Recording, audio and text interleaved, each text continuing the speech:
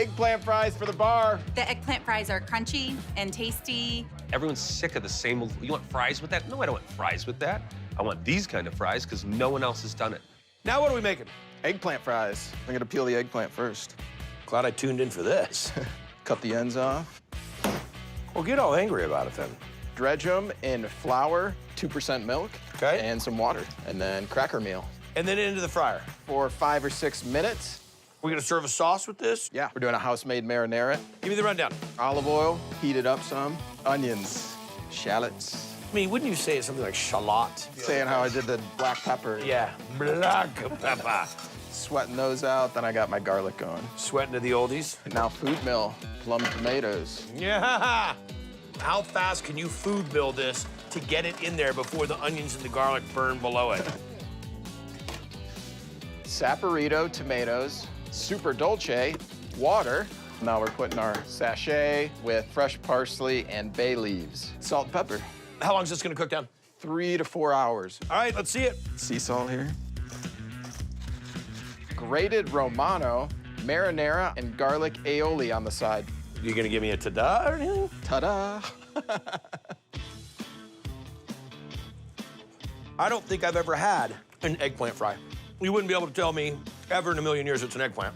Got tons of crunch on the exterior of this. It is silky and smooth and like melted cheese on the inside. That's probably some of the best way I've ever had eggplant.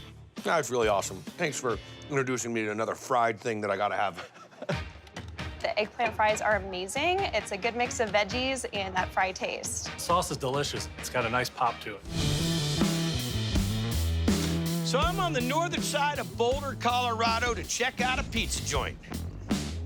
Oh, you want more? Oh, no, it's just not any pizza joint. No, this chef is studying in Italy. She's made pizza for the greats on the East and West Coast. And from what I'm told, you better watch out. This is Audrey Jane's Pizza Garage. Vita's Parm, table 5. I've been to Naples and had pizza there, and this actually is on par to that.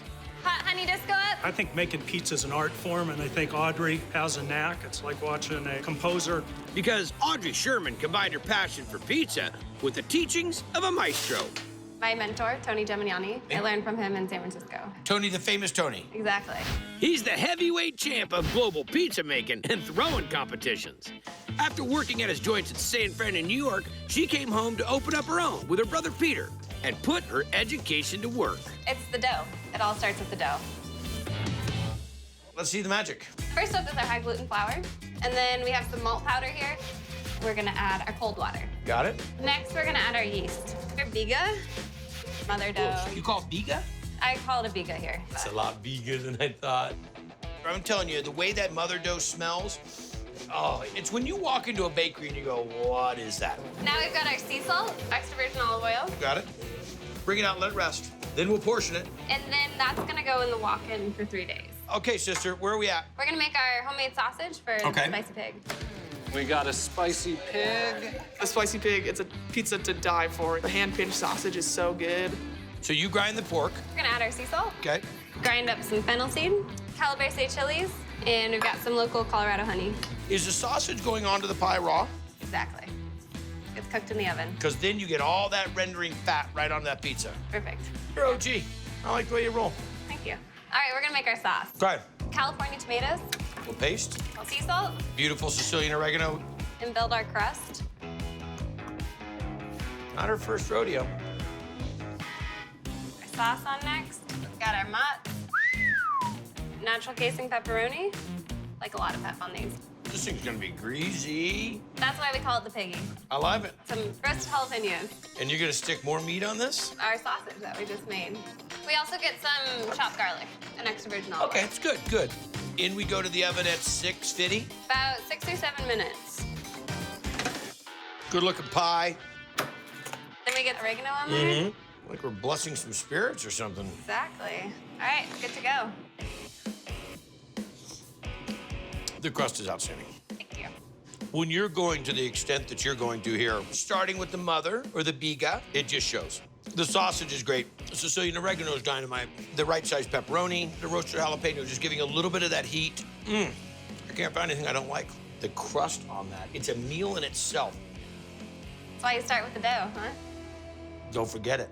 I'm here in the Bluebird District of Denver, Colorado. Now, they call it that because right down there, that's the Bluebird Theater that opened in 1913. Anyhow, here to check out a place. Let's see, it started as a bar, then they added in a pizza joint, then they added in a biscuit place. So, now we've got ourselves Fat Sully's, Denver Biscuit, all under the roof of the Atomic Cowboy. When we started, I mean, we were a whiskey and PBR bar. That was it. That was it. But this South Florida native wanted a taste of home in the Mile High City. So he brought in his buddy, Chef Jonathan Larson. So you're like biscuit badasses? Yeah. Like this hot mess of a barbecue pork sandwich. And the Elmer. So let's fire up some biscuits. All-purpose flour Okay. first. Some cake flour. You got buttermilk powder.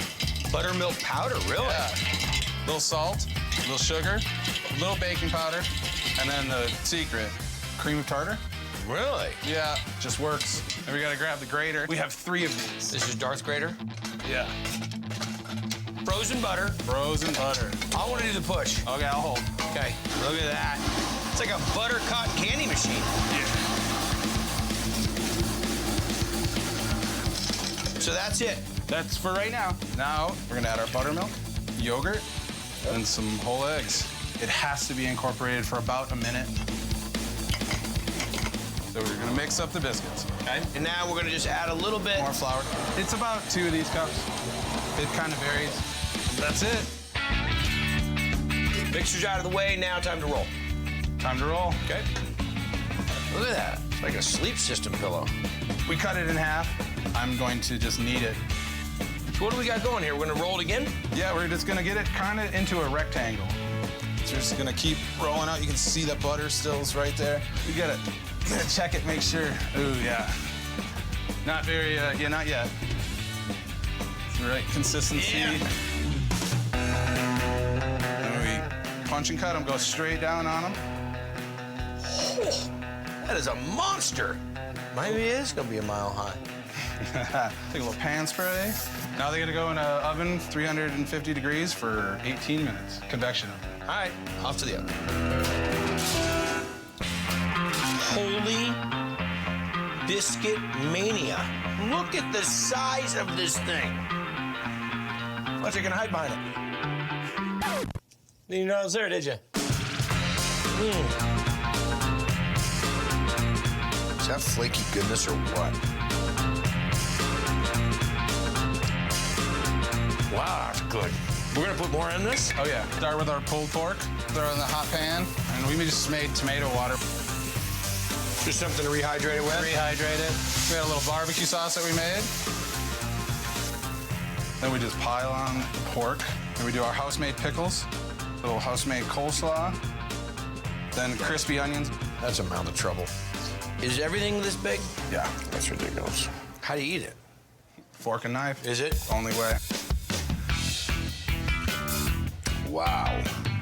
The biscuit is so tender and so flaky and light. Then you did a really nice job on the pork. The rub, the smoke, a little tomato water gig. Yeah. And the barbecue sauce is eccentric. Chef, well done. So I'm here on South Broadway, about 10 minutes from downtown Denver, Colorado, to check out a joint with a great story. Now, check this out.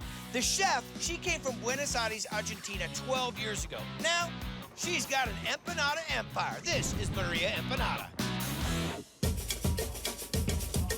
Caprese.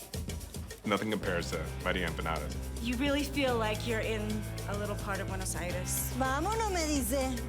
You can feel that it's made with passion. And determination. All from owner, Lorena Canarovisi. So how did you get from Buenos Aires to here? I just grabbed $300, a backpack, and 3 words in English. Hi, hello, and ciao. Ciao? Ciao's not in English.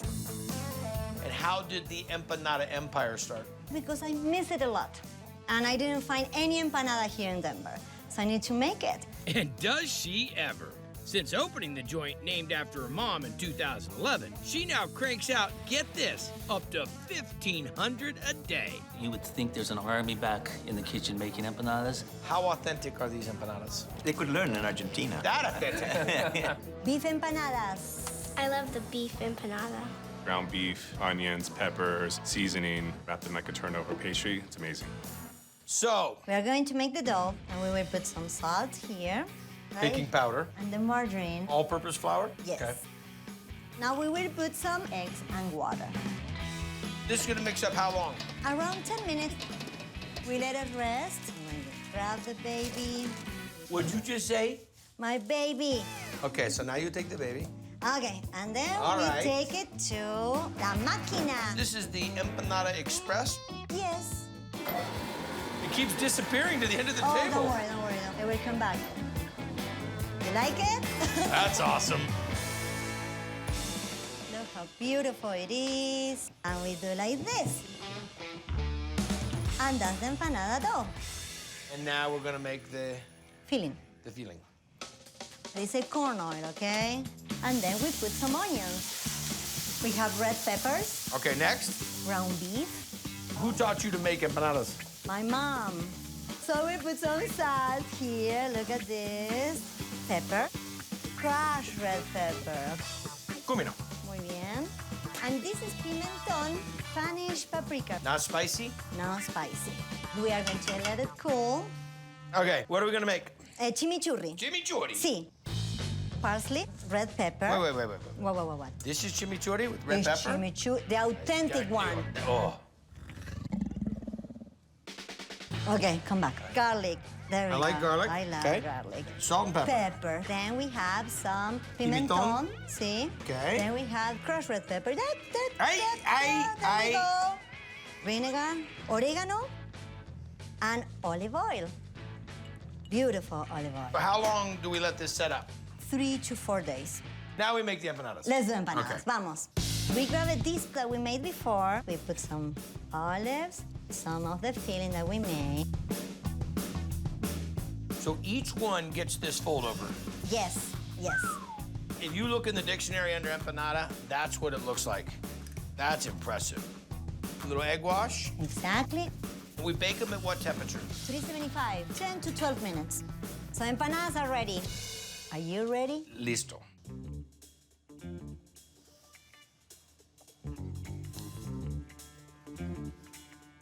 Do you like it? Little more than like. Oh, I like it too. There's a subtlety. A subtle flavor, a subtle texture, just a uniqueness, not too spicy. You gotta have the chimichurri. It's light, little flavor, little crust, simple. That's what an empanada is supposed to be. Excellent job. Thank you. Very good. Easy to eat, great flavor. It's delicately done, very savory. The chimichurri sauce is the ultimate compliment. Can I get the beef classico, please? When you look at that case, you just want to dive in and eat them all. You don't want to leave. Great, thank you. People ask me about diners, drive-ins, and dives, and like, what are the places? This is it. You got a character, you got a story, and you got great food. Thank you.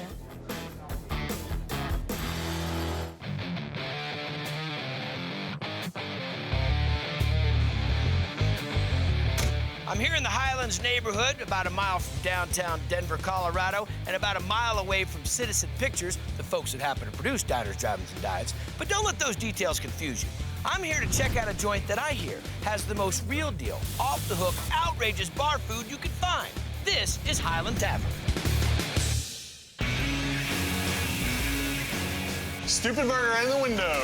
Much more upscale than what you would consider a local bar. Not a Philly.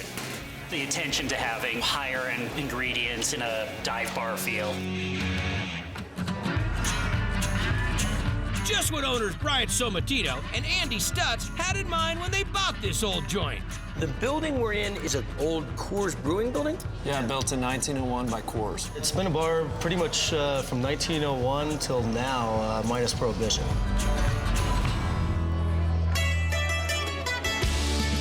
So they kept the suds flowing and hired fine dining chef Jeremy McMinn to build up the menu. Every dish has a little something added to it that just makes you remember it. Like a pork shank braised in ancho chili, spare ribs glazed with Dr. Pepper, and house-made pastrami he's dropping on this killer sandwich. Bombshell. It is just marvelous. So I assume from pink salt and a big fat brisket, we're gonna get into some kind of corned beef or a pastrami or something along that line? Yeah, pastrami. Okay, get it going. We're gonna trim this guy up. Just taking enough off that it doesn't become messy. Yeah, trim done. We're gonna cut this in half. There we go. All right, we got kosher salt, some brown sugar, white sugar, some pink salt. Get some honey going into this. Dump our water in here. Sachet bag. Got some pickling spice, garlic in there. We'll bring this up to a boil. We're gonna cool this brine down. I really like how this cleans out the system. Cool this down with some ice. So you go about 50-50, so this will cool it down because otherwise you're gonna poach it. And you're gonna let this brine for 7 days? 15 days. 15 days? 15 days. Wow, this thing's gonna be neon pink. Yeah. Weight it down with this plate. There you go. I love it. Off to the walk-in? Off to the walk-in. Great. All right, so we've brined, rinsed it off. Now go with the dry rub. Granulated garlic, ground coriander, and ground black pepper. Give this a little stir. Apply the rub liberally. It's a good-looking rub. Now, how long is this gonna go here on the Big Chief? We do it for about 4 hours. I mean, the flavor's in this. The curing process is done.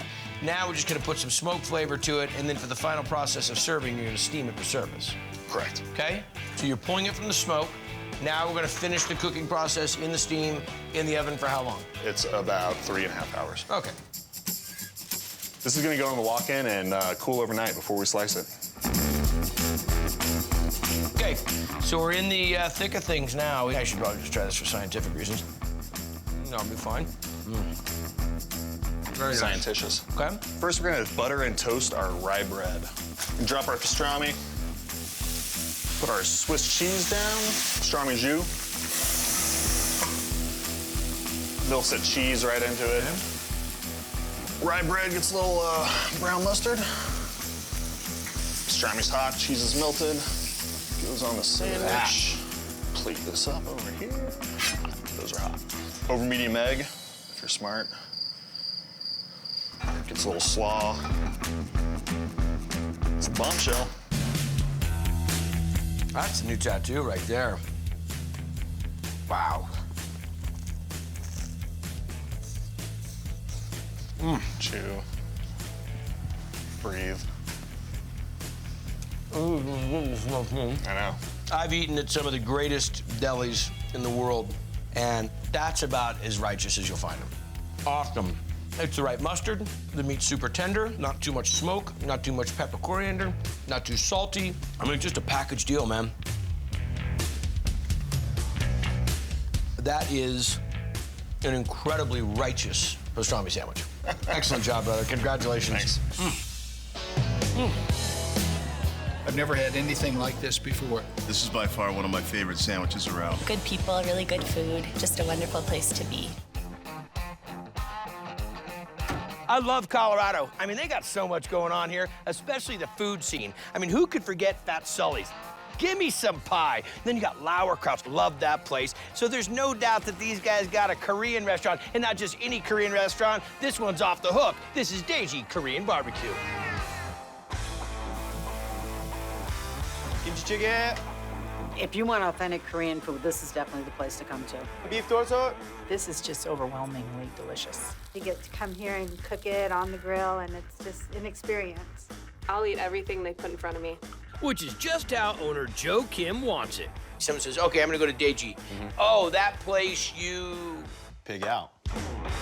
There was a few things I was expecting him to tell me. Pig out was not one of them. But that's exactly what his customers have been doing since he and his mother-in-law heated up the hibachis in 2010. What makes it so dynamite? All you can eat. Unlimited barbecue.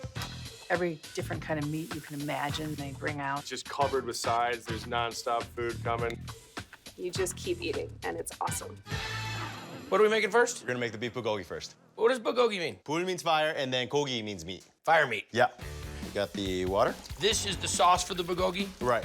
The garlic, the onions, pineapple, Got the apples. Apples? Yeah. Okay. The soy sauce, sugar, black pepper. Sesame oil? Yeah. And most importantly, soju. Soju. Kind of Korean spirit. Yeah.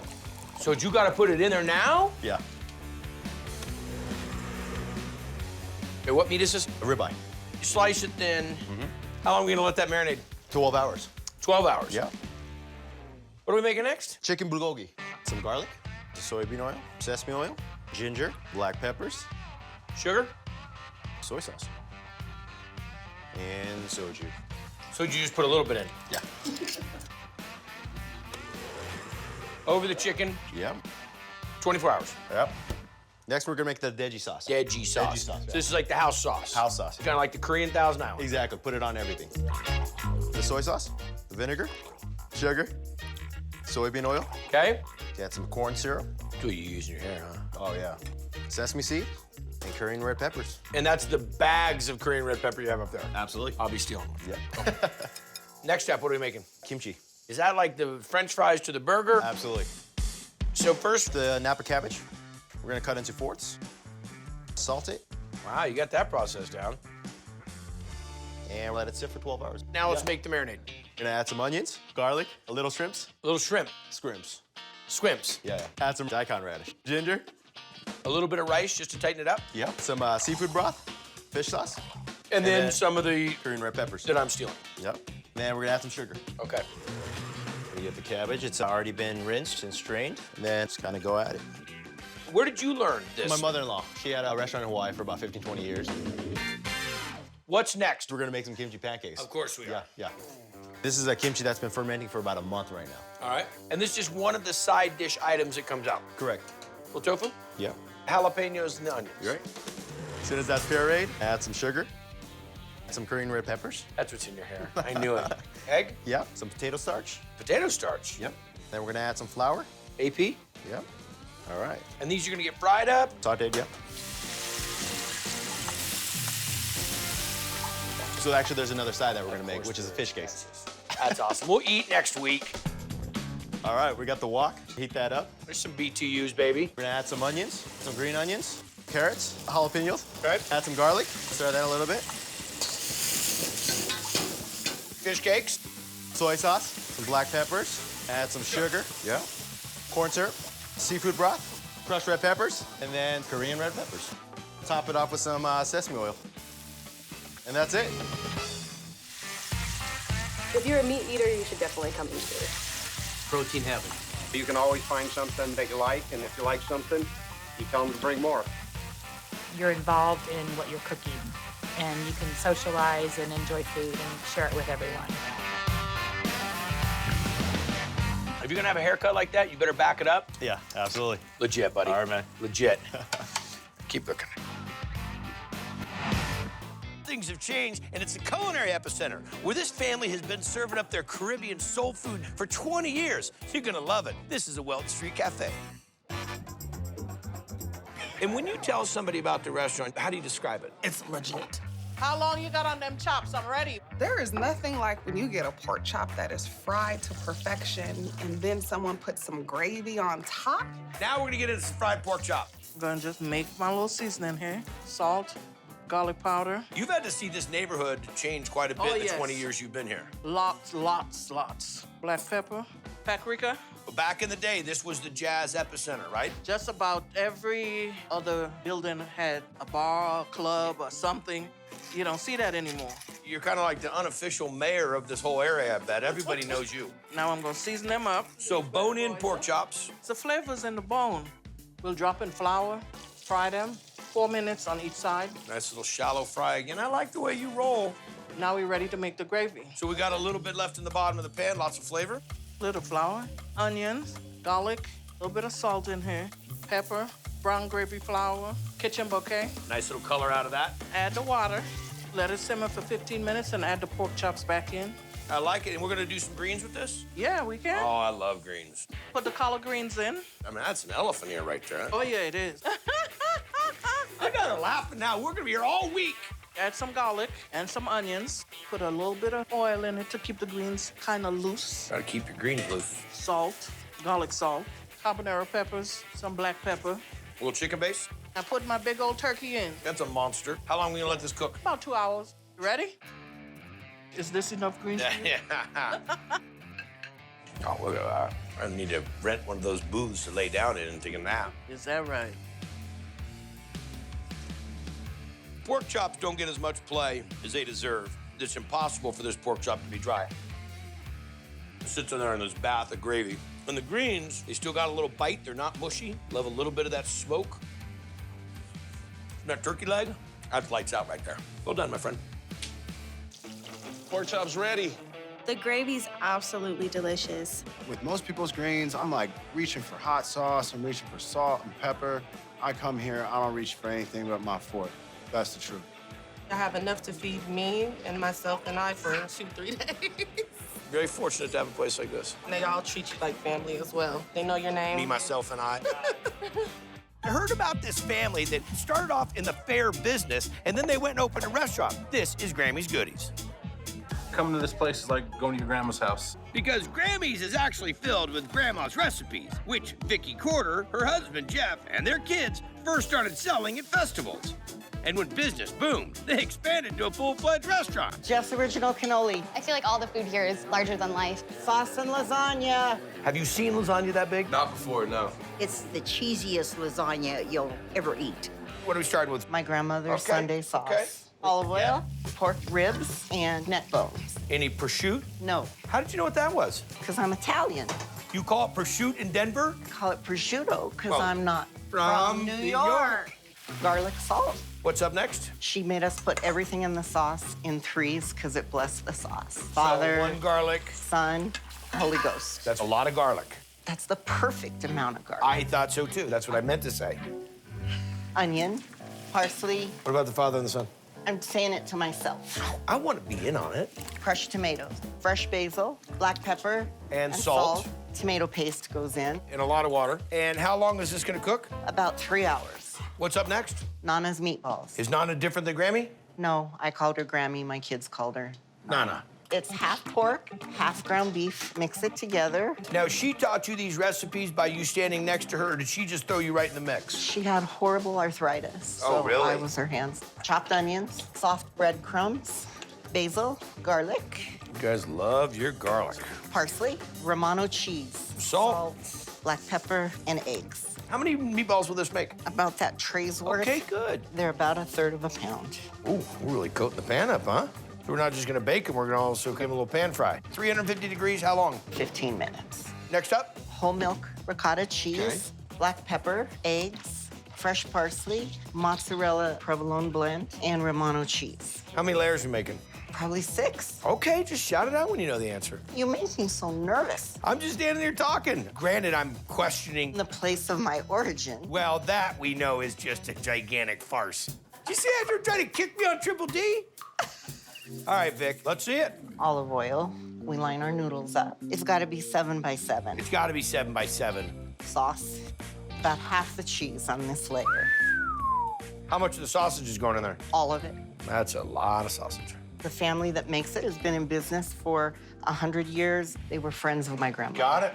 Noodles again. Sauce again. Cheese again. Meatballs. Oh, this should be an interesting number. A lot of meatballs. Well, that can't be the real way, Vic. I think It's I'm being 12. told a story. 12, It's 12. okay. How many do I have in there now? I have no clue. Me either. Provolone. Noodles. How long is this gonna bake? 4 years? About 3 hours. Whoa! That is a monster. Oh, the parsley made it healthier. Yeah, eat your vegetables. One small bite for man. So I know that this is the lasagna portion for the entire family. Lots of ricotta, delicious meatballs, tender pasta, dynamite sauce. You make this roll yourself also? Yes. Well, I'm gonna tell you what. This is old school American Italian, exactly the kind of lasagna I would expect to go and get at Grammy's house. Dynamite. Lasagna for Lou. In each bite, you get cheese and meat.